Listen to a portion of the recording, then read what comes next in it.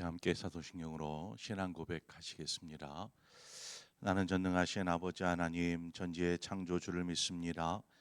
나는 그의 유일하신 아들 우리 주 예수 그리스도를 믿습니다. 그는 성령으로 잉태되어 동정녀 마리아에게서 나시고 본디오 빌라도에게 고난을 받아 십자가에 못 박혀 죽으시고 장사된 지 사흘 만에 죽은 자 가운데서 다시 살아나셨으며 하늘에 오르시어 전능하신 아버지 하나님 우편에 앉아 계시다가 거기로부터 살아있는 자와 죽은 자를 심판하러 오십니다. 나는 성령을 믿으며 거룩한 공교회와 성도의 교제와 죄를 용서받는 것과 몸의 부활과 영생을 믿습니다. 아멘. 우리 함께 찬송가 212장 찬송가 212장 겸손히 주를 섬길 때 우리 함께 찬송하도록 하겠습니다. 찬송가 212장입니다.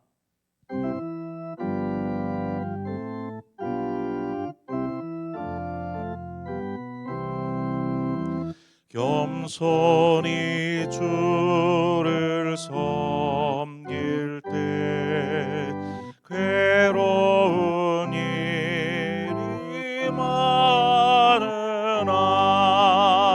구주여 내게 힘주사 잘 감당하게 하소서.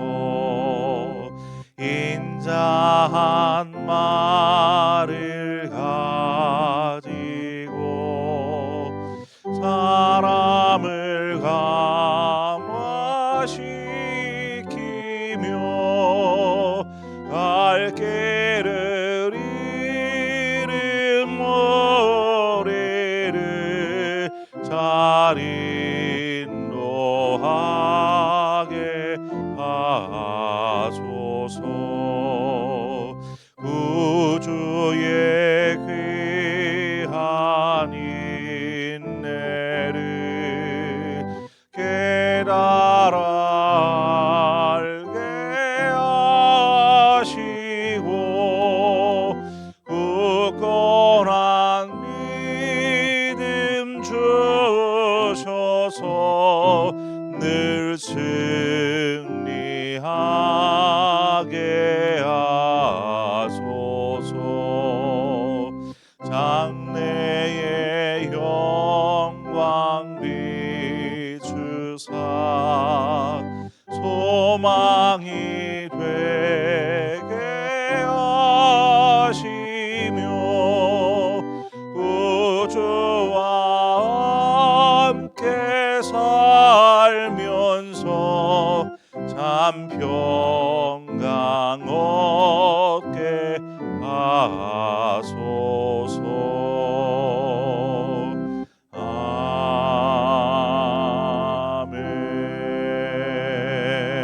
아멘. 하나님의 말씀 보겠습니다. 열왕기하 15장입니다. 열왕기하 15장 1절에서 7절의 말씀입니다.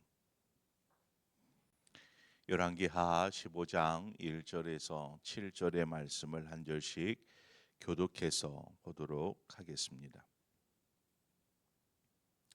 이스라엘 왕 여로보암 제27년에 유다 왕 아마샤의 아들 아사랴가 왕이 되니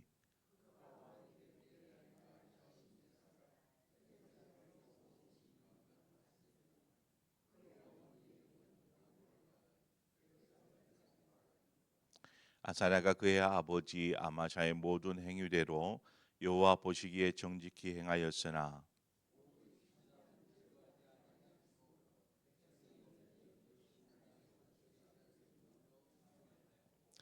여호와께서 왕을 치셨으므로 그가 죽는 날까지 나병 환자가 되어 별궁에 거하고 왕자 요담이 왕궁을 다스리며 그 땅의 백성을 치리하였더라.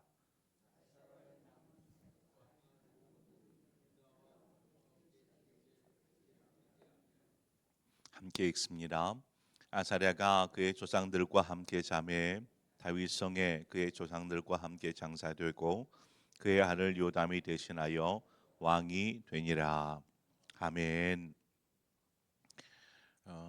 오늘 이제 북이스라엘 여로보암 2세에 대해서 어제 나누었는데, 북이스라엘을 여로보암 2세가 다스릴 때에 남쪽 유다의 상황은 어떠한가, 오늘 본문의 이야기입니다.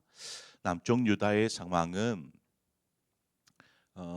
유다 왕 아마샤의 아들인 아사랴가 16세의 왕이 되어서 52년 동안 남유다를 다스리게 됩니다. 아사랴의 오늘 본문에 보면 모든 행위는 그의 아버지인 아마샤와 같이 하나님 보시기에 정직히 행하였다라고 기록되고 있습니다. 아사랴의 아버지 아마샤 역시 하나님 보시기에 정직히 행한 왕이었습니다. 그러나 그 아마샤는 후에 교만해져서 북이스라엘과 전쟁을 치르게 되죠.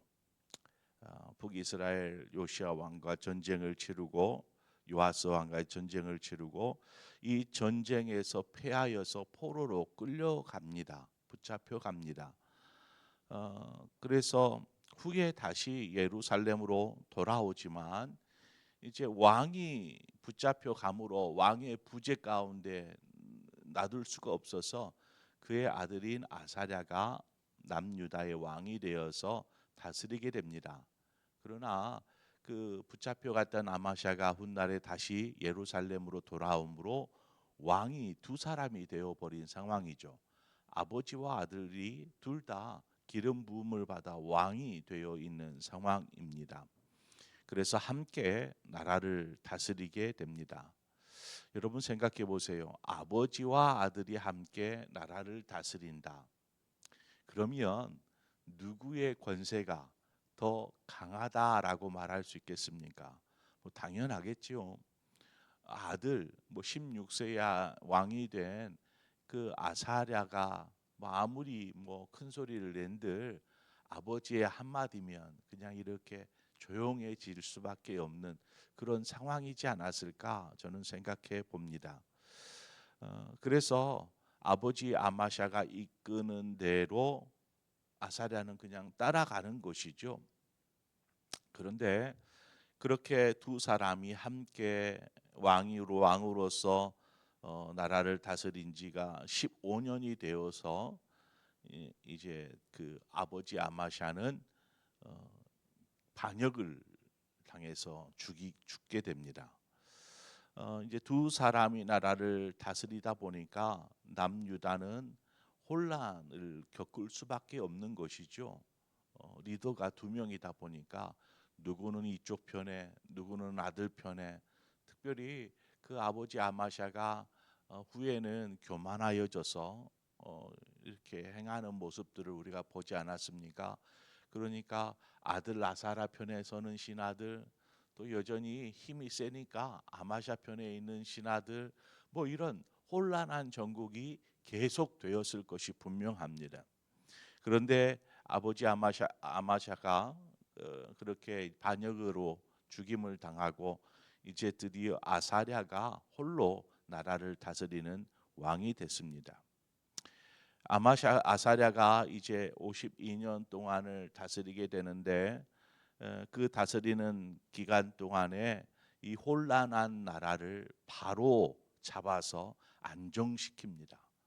나라가 안정되게 만들 뿐만 아니라 그 아사랴가 왕으로 있는 동안에 바벨론을 공격해서 저들을 점령하고 또 동편에 있는 암몬이라는 나라로부터는 이렇게 그 조공을 받는, 그러니까 이 암몬이 이 남유다를 섬기는 것이죠. 조공을 바치는 등 이처럼 국력이 이 아사랴 때에 강성하게 되어지는 것을 우리가 볼 수 있습니다. 자, 아사랴가 이렇게 나라를 바르게 세울 수 있었던 것은 한 사람의 조력자가 있었습니다. 역대하 여기 열왕기하에는 나와 있지 않지만 역대하 26장 5절에 가보면 하나님의 묵시를 밝히 아는 스가랴가 사는 날에 하나님을 찾았고 그가 여호와를 찾을 동안에는 하나님이 형통하게 하셨더라. 아사랴에 대해서 이렇게 얘기하는데 여기에 보면은 하나님의 선지자 스가랴가 나옵니다. 스가랴. 우리가 스가랴서도 있지 않습니까? 바로 그 선지자를 말합니다. 그 스가랴 선지자가 하나님의 묵시를 밝히 알았다라는 것은 하나님의 말씀을 알고 그 하나님의 말씀을 이 아사랴 왕에게 전달하는 것이죠. 그 말씀을 그대로 전달합니다.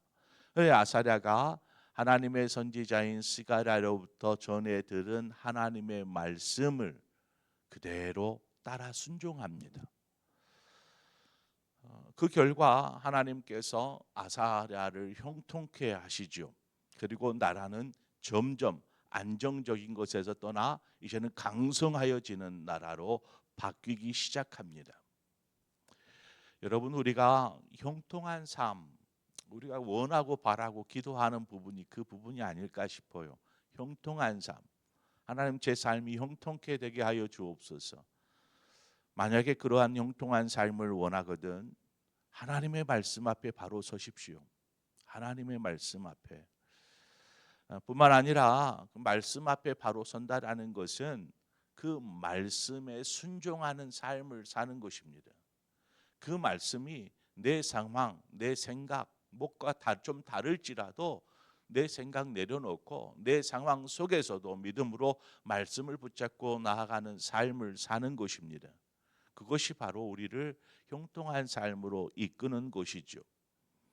그래서 하나님 앞에서 지금 아사랴나 그의 아버지 아마샤가 정직히 행하였다라고 말하는 것처럼 말씀을 듣고 순종하는 삶을 사는 것이 하나님 앞에 정직한 삶이라고 이야기할 수 있겠습니다. 하나님은 하나님 앞에서 정직한 사람을 기뻐하십니다. 신명기 6장 18절 이하의 말씀을 보면 이렇게 기록합니다. 여호와께서 보시기에 정직하고 선량한 일을 행하라. 그리하면 내가 복을 받고 그 땅에 들어가서 여호와께서 모든 대적을 내 앞에서 쫓아내시겠다고 내 조상들에게 맹세하신 아름다운 땅을 차지하리니 여호와의 말씀과 같으니라. 이렇게 말씀합니다. 그런데 문제는 이들이 하나님 보시기에 정직히 행하였다라고 본문에도 기록하고 있지만 그 다음 문제가 무엇입니까? 4절에 오직 산당을 제거하지 아니하였으므로 백성이 여전히 그 산당에서 제사를 드리며 분향하였고라는 것입니다. 아사랴는 이 구절은 똑같이 그의 아버지 아마샤 때에도 동일한 문장이었습니다. 그러니까 아버지가 하던 그 종교 정책, 나라의 종교 정책을 그대로 따라서 했던 것이죠. 이 구절은 단지 아마샤와 아사랴만의 일이 아니었습니다. 앞에 있는 모든 선대 왕들도 똑같은 이 구절들을 우리는 자주 접하게 됩니다. 그 말은 산당이 존재하는 것과 산당을 제거하는 것, 이것이 하나님이 보실 때에는 굉장히 중요한 판단의 기준이 되었기 때문에 계속 이 이야기들을 왕들 때마다 언급하고 있더라는 것입니다. 그래서 많은 왕들이 이 산당을 제거하지 못한 과실을 이렇게 아사랴처럼 지적당합니다. 그들이 산당을 폐하지 못하고 백성들로 하여금 산당에 가서 예배하게 하였다. 이 내용들을 굳이 그렇게 왕들을 때마다 집어넣어서 저들에 대한 문제를 지적하고 있는 것이죠. 아사랴도 마찬가지였습니다. 예루살렘에 있는 하나님의 성전, 그 성전을 중심으로 사는 삶, 그 성전에서 예배하는 삶, 이것이 얼마나 중요한 일인지를 우리는 알아야 합니다. 우리가 앞서 선지자 사가랴가 그 아사랴 왕의 조력자가 되어서 하나님의 묵시를 그에게 밝히 알게 하고 전달한 내용들을 우리가 살피지 않았습니까? 자, 그러면 그런 선지자가 이 아사랴가 산당을 제거하지 않고 그대로 유지하는 것을 가만히 놓고 보았을까요? 분명하게 그 부분을 언급하였을 것입니다. 왕이요, 왜 산당을 폐하지 않습니까? 왜 산당을 제거하지 않습니까? 하는 이야기들을 분명히 하였을 것입니다. 그러나 아사랴가 정사에 관하여서는 이 선지자 사가랴가 하는 이야기를 듣고 순종합니다. 순종하지만 이 산당의 문제만큼은 아마 들어도 그냥 무시해 버렸던 것 같아요. 무시해 버리는 거죠. 여기서 신앙적 문제가 발생합니다. 신앙이 바로 서지 못함으로 분명히 나라는 점점점 강성하여졌지만 아사랴는 그와 같이 아사랴는 교만한 왕이 되어버리고 맙니다. 역대하 26장 16절에 아사랴에 대해서 그가 강성하여짐에 그의 마음이 교만하여 악을 행하여 그의 하나님 여호와께 범죄하되 곧 여호와의 성전에 들어가서 향단에 분향하려 한지라. 교만이 무엇입니까? 교만은 하나님을 무시하고 업신여기는 마음입니다. 즉 말씀에 순종하지 않고 그 말씀을 들어도 무시하고 자기 뜻대로 자기 원대로 살아가는 삶이 교만한 삶입니다. 아사랴 왕이 교만해지니까 심지어 어떤 일이 벌어지냐면 성전에 이제 그 성소와 지성소로 나눠져 있지 않습니까? 성소에는 뭐 떡상도 있고요, 촛대도 있고요, 또 그 지성소로 들어가는 입구 쪽에 또 여기 분향단이 있습니다. 이 세 가지가 있어요. 그래서 제사장은 매일 그 성소로 들어가서 떡과 촛대와 또 이 분향하는 이 모든 일들을 진행합니다. 그리고 청소하기도 하고 여기에 들어갈 수 있는 사람 제사장만이 들어갈 수 있습니다. 그런데 얼마나 아사랴가 교만한 왕이 되어버렸는지 그곳에 자신이 들어가서 분향을 하더라는 것입니다. 하나님의 성소에 들어가서 스스로 분향을 합니다. 이 얼마나 어리석은 행동입니까? 그 결과가 오늘 본문 5절의 말씀입니다. 그런 짓을 행하고 나니까 하나님께서 그에게 어떻게 행하셨는지 5절에 보면 여호와께서 왕을 치셨으므로 그가 죽는 날까지 나병 환자가 되어 별궁에 거하고 왕자 요담이 왕궁을 다스리며 그 땅의 백성을 치리하였더라. 하나님은 보시기에 정직히 행한 왕, 그러나 그로 인하여서 그가 강성한 나라는 강성하여지고 이렇게 되었을지 모르지만 결국 아사랴는 교만한 왕이 되어버리고 하나님의 말씀을 무시하고 하나님을 업신여기고 자기 마음대로 자기 뜻대로 행하는 삶을 살다가 결국 나병에 걸리고 말죠. 그래서 죽는 날까지 격리되어져 버린 삶을 살게 됩니다. 많은 유다 왕들이 이러한 아사랴와 같은 삶의 길을 똑같이 걸어갑니다. 똑같이. 아마샤 역시 그러지 않았습니까? 하나님께서 하나님 앞에 정직하게 행하였지만 그가 교만하여져서 북이스라엘과 전쟁을 치르고 결국 붙잡혀 가고 나중에도 여전히 교만하여서 하나님을 멀리하는 중에 반역을 당해 죽지 않습니까? 이처럼 계속되어지는 그 할아버지도 그래요. 그러니까 아마샤의 아버지도 똑같은 길을 걷습니다. 하나님 보시기에 정직하게 행한 것 같지만 훗날에 교만하여져서 많은 왕들이 이와 같은 전철을 밟아가더라는 것입니다. 우리는 이러한 아사랴의 삶을 교훈으로 삼아야 합니다. 교훈으로. 아사라의 삶을 묵상하면서 그렇습니다. 고난의 때에는 철저하게 우리가 하나님을 구하고 하나님을 붙잡고 또 무슨 말씀이든지 말씀에 의지하여서 그렇게 나아가다 보니까 고난 속에서 하나님의 은혜를 발견하게 되고 그 하나님의 은혜를 발견하는 그 속에서 하나님은 그의 삶을 변화시키고 회복시키고 나중에는 형통으로 이끌어가는 것을 보게 됩니다. 바로 고난으로부터 시작이 되어집니다. 그런데 삶이 평탄하면 얼마나 좋아요. 형통해지면 얼마나 좋습니까? 그러나 평안하고 뭔가 잘 될 때에는 쉽게 교만해지고 죄악에 빠지더라는 것입니다. 그래서 꼭꼭 문제들이 일어나요. 그것이 결국 그 사람을 멸망에 이르게 하는 그러한 일들이 되어지기도 합니다. 우리가 그러므로 고난을 사모할 것은 아니잖아요.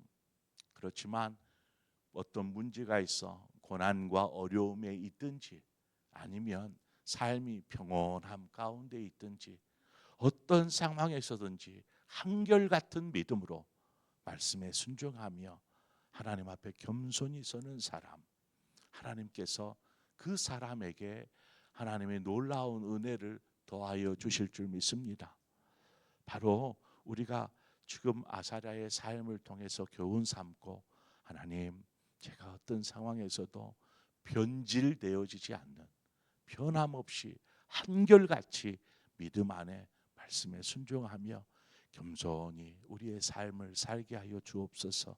고백하고 결단하는, 그래서 하나님의 놀라운 은혜의 삶을 살아가는 저와 여러분의 삶이 되어지기를 주님의 이름으로 축원을 드립니다. 함께 기도하겠습니다. 하나님 아버지, 왜 이렇게 사람들이 똑같은 길을 똑같은 방법으로 걸어가는지 우리가 아사랴의 삶을 통해서 바라보게 됩니다.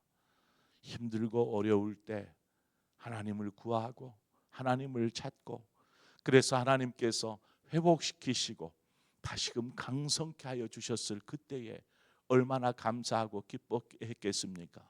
그러나 하나님, 마음이 교만해지고 하나님으로부터 멀어져서 자기 마음 자기 뜻대로 하나님 이 땅을 누리면서 살고자 하는 그 마음 때문에 결국 하나님 그의 삶의 마지막에는 하나님 큰 고난들과 또 역경과 또 아픔들이 찾아오는 것들을 우리가 보게 되면서 우리의 삶 속에서는 어떠한 상황을 만날지라도 한결같이 주님을 의지하고 믿음 안에서는 우리 모든 성도들 되게 하셔서 삶 동안에 하나님의 행하시는 모든 일로 인하여서 그 은혜에 감사하고 기뻐하며 찬송으로 영광 올려드리는 우리 모든 성도들 되게 하여 주시옵소서. 예수님의 이름으로 기도합니다. 아멘. 오늘 말씀을 생각하면서 하나님께서 나에게 주신 말씀이라고 여겨주시거든 그 말씀 붙잡고 결단하며 기도하며 우리가 나아가기를 소망합니다. 더불어서 우리가 함께 기도할 것은 우리 환우들을 위해서 함께 기도해 주십시오. 어제도 이제 병원 두 곳을 가서 갖고 왔는데 우리 정용경 성도님 이제 간암으로 수술한다고 그때 우리 같이 기도하지 않았습니까? 그런데 상황이 좋지가 않아요. 그래서 수술을 할 수가 없어서 다시 그냥 닫았다고 합니다. 본인도 그 상황에 많이 낙심이 되어 있었고 여러분의 기도가 좀 필요합니다. 그의 아내인 최영수 성도님 역시 어려움에 있습니다. 아예 항암 치료는 하지 못하고 그냥 발가락을 계속 절단해야만 하는 상황에 있습니다. 여러분 그 가정을 위해서 이제 교회 나온 지 얼마 되지 않았어요. 그래서 신앙이 바로 바로 설 수 있도록 또 이러한 시련의 때를 믿음으로 극복해 갈 수 있도록 여러분의 기도가 어느 때보다도 절실히 필요합니다. 우리 환우들을 위해서 생각나시는 대로 기도해 주시기를 바라고, 내일부터 우리 유치부와 아동부 우리 여름 성경학교가 진행이 됩니다. 토요일, 주일 이렇게 이틀에 걸쳐서 우리 교회 학교 여름 행사를 위해서 함께 기도해 주시고 또 여러분 각자의 기도의 제목으로 기도하시다 자유롭게 돌아가시겠습니다. 함께 기도하겠습니다. 하나님 아버지, 은혜를 감사합니다.